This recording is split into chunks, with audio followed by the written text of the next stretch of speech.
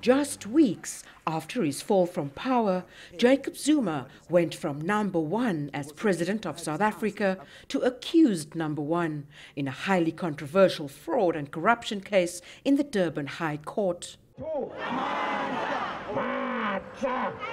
The embattled ex-president told his supporters that the charges against him had first been brought in 2005, before he became president.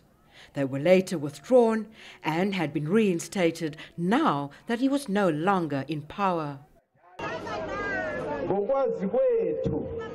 If a person has not been found guilty, said Zuma, he should not be treated like a criminal, because the person is innocent until proven otherwise. He said even people close to him were treating him like a criminal. Zuma said one day people would wish that the case against him had never continued.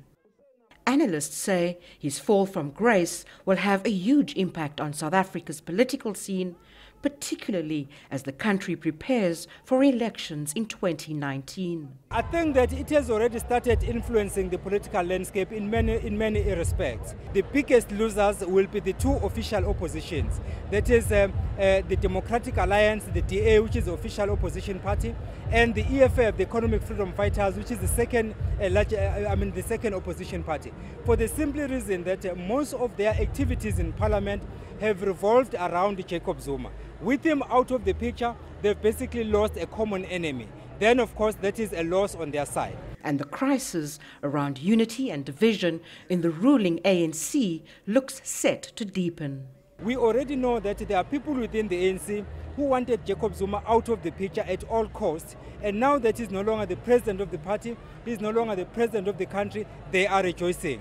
Then we have another faction which has always been behind Jacob Zuma, and they still support him to this day.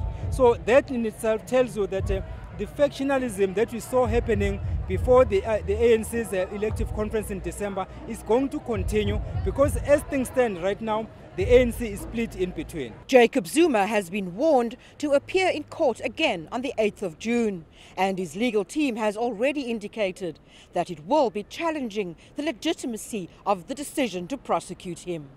Renee Dalkam, CGTN, Durban, South Africa.